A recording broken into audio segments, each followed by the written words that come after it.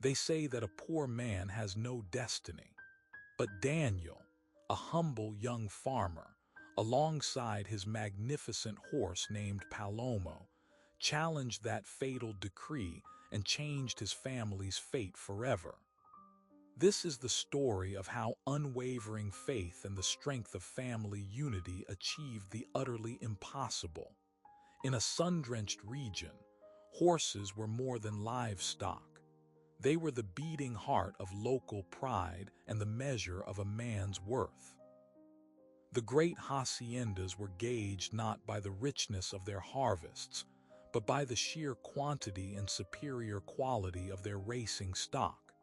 Every year, majestic competitions were held on these lands, where the finest thoroughbreds ran like lightning and their jockeys became instant legends. Millions rested on the outcome. The crowds pulsed with a feverish energy, and the owners of the fastest horses accumulated fame, power, and unimaginable wealth. Yet tucked away amidst that world of grandeur and excess stood one humble finca. Here lived Jose and Maria, a simple peasant couple. They possessed no fine horses, no costly cattle, and none of the riches enjoyed by their neighbors. They survived on a handful of chickens, a pair of modest cows, and the meager crops they wrestled from the unforgiving earth. Their land was vast, yes, but resource-poor. Although their lives were defined by hardship, they held a quiet, shared dream: to one day own animals that would bring prosperity to their home. They prayed diligently, not for excessive fortune or opulent mansions, but simply for the opportunity to see their small farm flourish, filling their home with life and joy. In time, God granted them a son, whom they named Daniel. From the moment he was born, the boy radiated a spirit of hope and resilience, as if his heart held an inextinguishable fire. Jose and Maria watched him grow with boundless tenderness, never suspecting that the blessing they had prayed for would arrive not in the form of riches or livestock, but through the singular destiny of their own child. For sometimes, prayers are answered in ways no one expects, and what seems small or insignificant can be the genesis of something truly immense. When Daniel was old enough to attend school, his father escorted him to the village on foot, as they lacked the funds for even a single riding animal. Their path bordered the endless fences of the great estates, and it was there that the world opened up to young Daniel. He saw the imposing horses, tall, elegant, trotting proudly across the pastures, while young colts chased the wind in playful sprints. Daniel was mesmerized. One day, overwhelmed by the sight of those majestic creatures, he turned to his father and asked with innocent longing, "Father, someday I want you to give me a horse." Jose smiled, though a familiar sadness tightened his chest. He knew that for them, a horse of that caliber was a distant, impossible fantasy.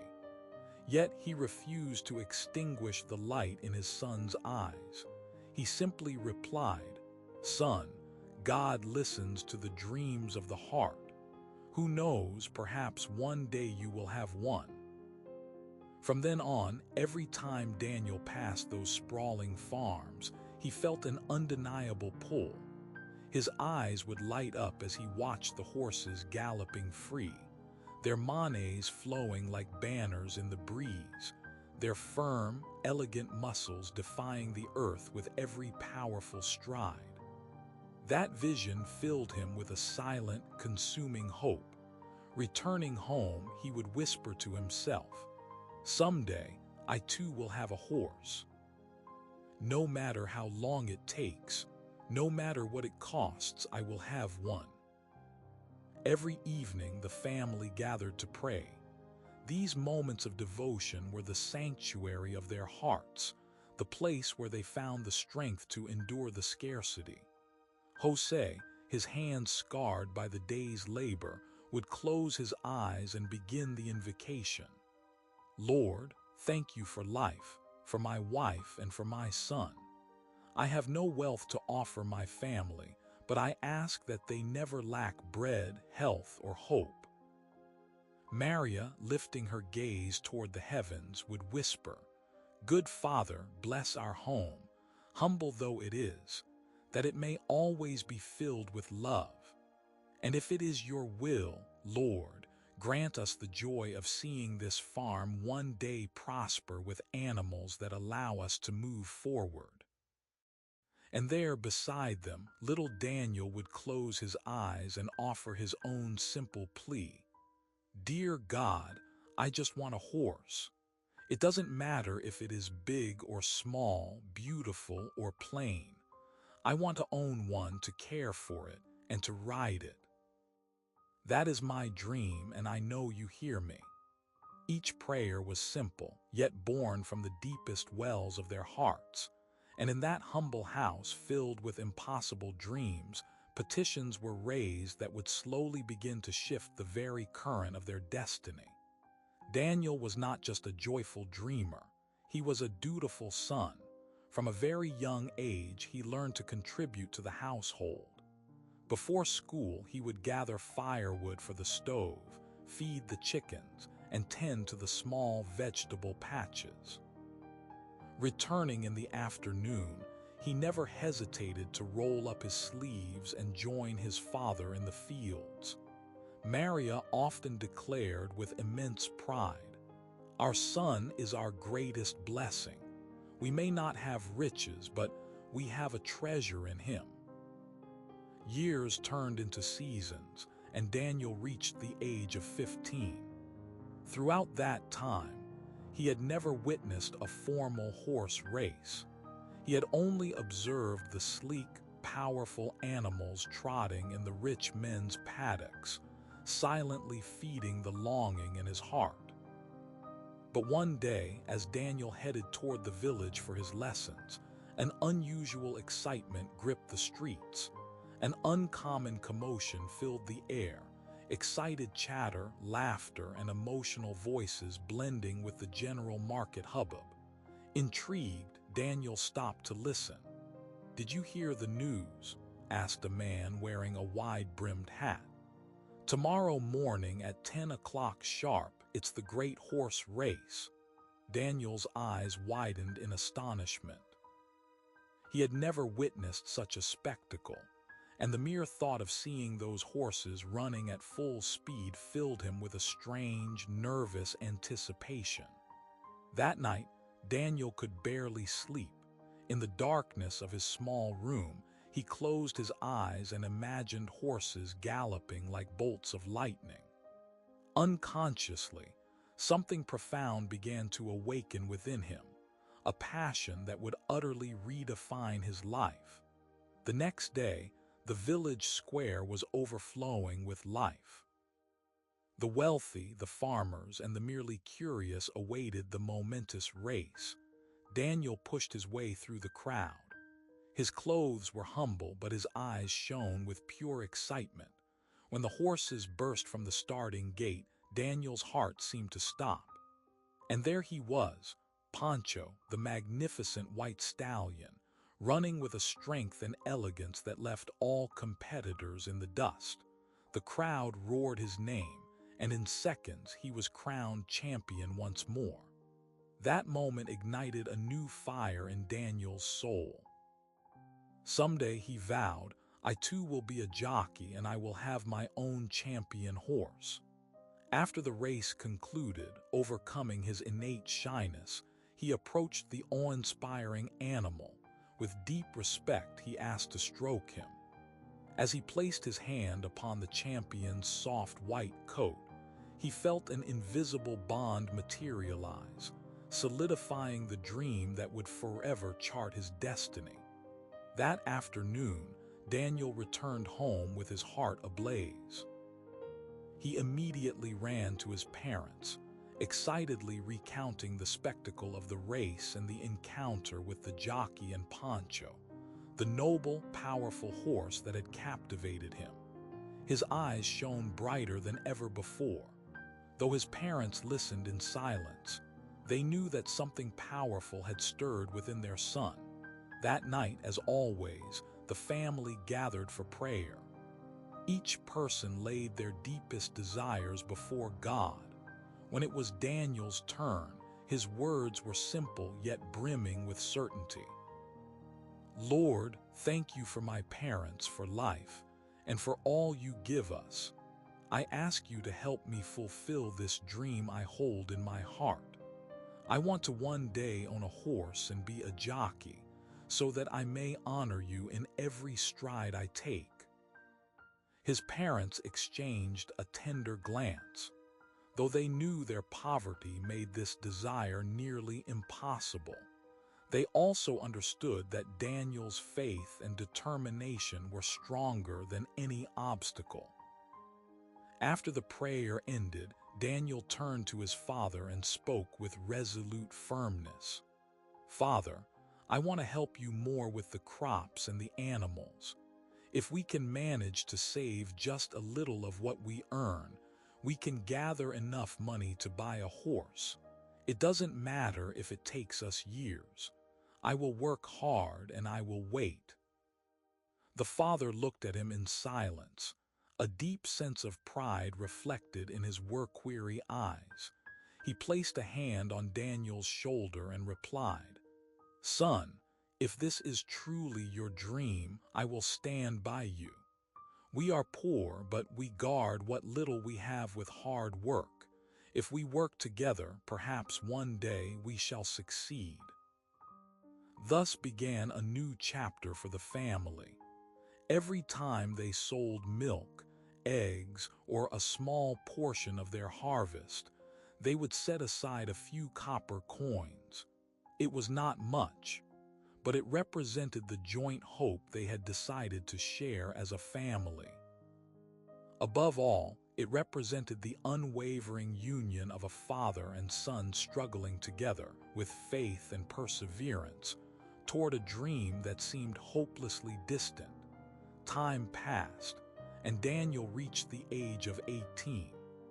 Through those years of relentless work in the fields and with the small farm animals, he and his father had managed to save a modest sum.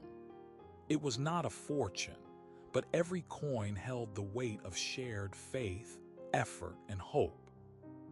The village hosted an annual animal fair, attracting merchants from distant regions who came to sell horses, cattle, and farm animals.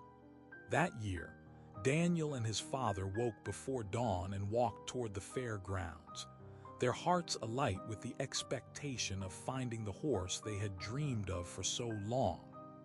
Upon arrival, Daniel's eyes sparkled at the sight of the horses. They were majestic, with glistening coats and fine pedigrees. However, when they inquired about the prices, both Daniel and his father realized that their dream was still far out of reach. The money they had saved did not even cover the cost of the most common nag. Daniel's spirits began to sink.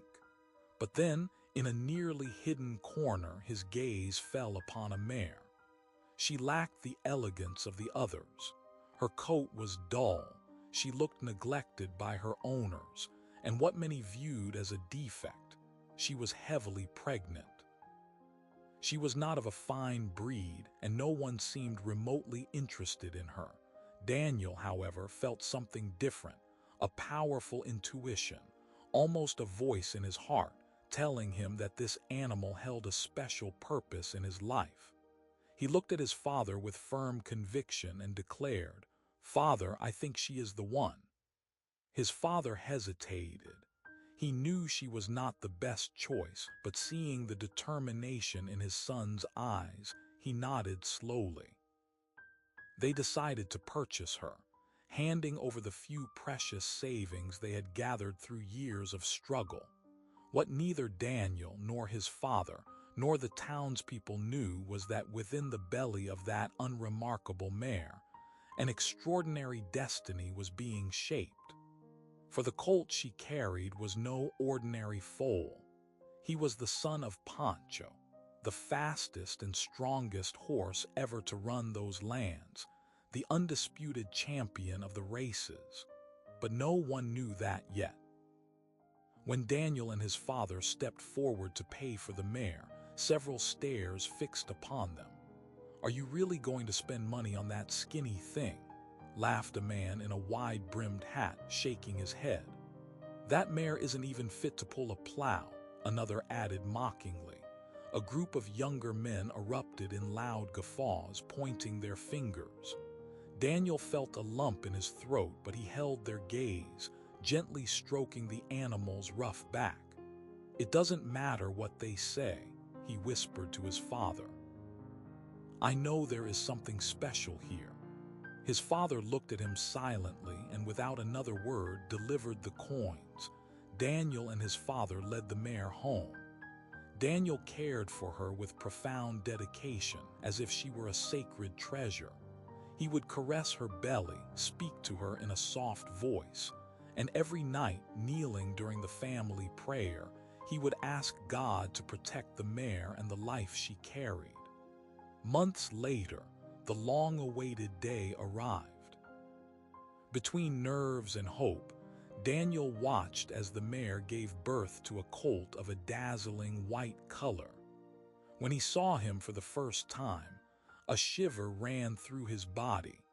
He was beautiful, strong, and possessed a spark in his eyes that spoke of innate greatness. With a voice thick with emotion, Daniel named him Palomo, or Dove. Daniel patiently trained him, riding him daily, and over the years Palomo grew into an agile, elegant, and powerful stallion. By the age of 20, Daniel was no longer a boy, but a determined young man, accompanied by a horse that seemed sprung from a dream. When they went to the village to run errands, everyone marveled at Palomo's speed and beauty. Wealthy hacienda owners watched him with astonishment, murmuring among themselves, "That horse resembles Pancho so closely." Daniel and Palomo matured together, seemingly as one being. That white horse was not just an animal to Daniel. He was a brother, a confidant, a gift from heaven.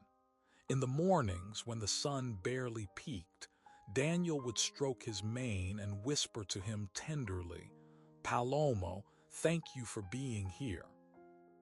Thank you for being my companion in this hard life."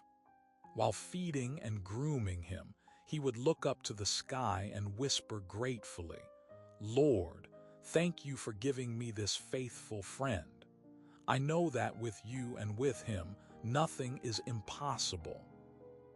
With each passing day, Palomo grew stronger, faster, more majestic. Daniel felt it deep in his heart. Their destiny was fast approaching. One afternoon, mounted upon Palomo's back, he spoke to him as he would a brother. "Get ready, Palomo. The village race fair is coming, and there you will run with me. That day will change our lives forever, and the lives of my parents." The horse neighed powerfully, as if he had understood every word. And in that instant, Daniel knew he was not alone in his destiny. He would live it alongside Palomo. The afternoon before the great horse racing fair, Daniel dedicated every moment to preparing Palomo. With his own hands, he brushed him meticulously, as if every stroke carried a dream and a prayer. While caressing him, he spoke softly, "Palomo, tomorrow is our day. I know God has united us for something great, and I know that together we will rewrite my family's story." Palomo snorted gently, seemingly acknowledging every word from his young friend. That night, Daniel could barely sleep. His heart hammered with a blend of hope and nervousness. Before finally closing his eyes, he whispered a prayer of faith, "Lord, grant me strength and watch over Palomo. Tomorrow is our big day. I ask with all my heart that you grant us victory in your name. Amen." At dawn, accompanied by his parents, he rode Palomo toward the bustling village. The atmosphere was electric. Farmers in straw hats, landowners dressed in elegant silks, merchants, and the merely curious crammed the fairgrounds. All awaited the main event, for the winner's prize was a fortune so immense it seemed impossible for a poor boy like Daniel to attain. When they entered the arena, a murmur rippled through the multitude. Every eye fixed upon Palomo, and comments quickly arose. "He looks exactly like Pancho, the invincible horse," some whispered. "Is it possible?" Others asked incredulously. The same people who had mocked Daniel the day he bought the emaciated old mare. They could not believe their eyes. The thin, lifeless mare of that day had given birth to a majestic stallion that radiated raw strength and nobility. Daniel, standing firmly beside his father, took Palomo's reins. This was not just a race. It was the one moment that could change everything for him, for Palomo, and for his parents. Before entering the track, Daniel, Palomo, and his parents embraced tightly. With tears blurring their vision, they entrusted themselves to God, placing the long-held dream in his hands. "Lord," Daniel whispered, "let your will be done, but if it is your plan, make Palomo and me fly today." The jockeys and their horses lined up at the starting gate. Daniel and Palomo were positioned right beside Pancho, the legendary champion. In that moment, the two animals looked at each other, snorted loudly, and lowered their heads as if recognizing their shared blood. It was an encounter between father and son across generations, a moment almost sacred. The blare of the alarm sounded, announcing the start. The horses shot forward, all except Palomo, who remained paralyzed for a few crucial seconds, gripped by nerves. But Daniel, his heart resolute, leaned down to his friend and whispered with a voice full of tenderness and faith, "Come on, Palomo, I trust you. Run, you were born for this moment." As if those words had ignited his soul, Palomo exploded like a cannonball, rapidly making up the lost ground. One by one, he overtook several horses until he was among the leaders. In the front, as always, ran Pancho, imposing, confident, the undisputed king of the track. But to everyone's utter shock, Palomo caught up. The crowd went wild. "It's impossible. That horse is just as fast as Pancho." Palomo and Pancho ran side by side, father and son, like two streaks of lightning contesting the heavens. And in one glorious final instant, Palomo stretched his legs with a never-before-seen surge of power, crossing ahead of Pancho and claiming a few meters of lead. The stands erupted in cheers and applause. No one could believe it. The unknown horse, son of a despised mare, had just defeated the invincible Pancho. Daniel wept openly, mounted on Palomo's back, overcome with joy. Palomo neighed triumphantly, celebrating his own victory. Daniel's parents rushed forward and embraced him with profound happiness. Suddenly, Pancho's jockey approached, smiled in recognition, and said, "You did it, kid. I remember when you came to stroke Pancho as a teenager. Today, that dream came true." At that moment, the wealthy owner of Pancho, stunned by what he had witnessed, pushed his way through the crowd and approached Daniel.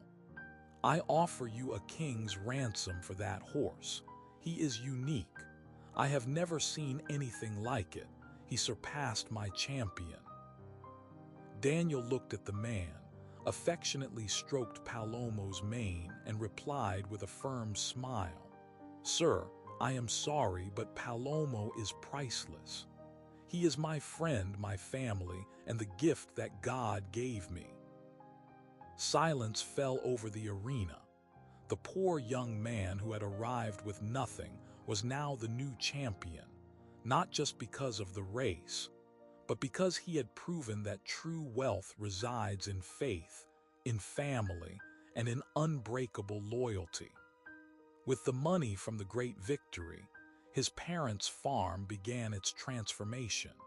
Stables multiplied, the land flourished, and the names of Daniel and Palomo became respected throughout the entire region. Palomo, faithful and strong, continued to run and win every race he entered. His fame spread so widely that the wealthiest breeders from neighboring regions traveled to Daniel's farm, bringing their best mares so that Palomo could sire the next generation. Each new colt was viewed as a treasure, and Daniel became not only a champion jockey, but also a successful and respected man of prosperity. His journey, built on the foundations of prayer and perseverance, had led him to mastery of the world he once only dreamed of touching.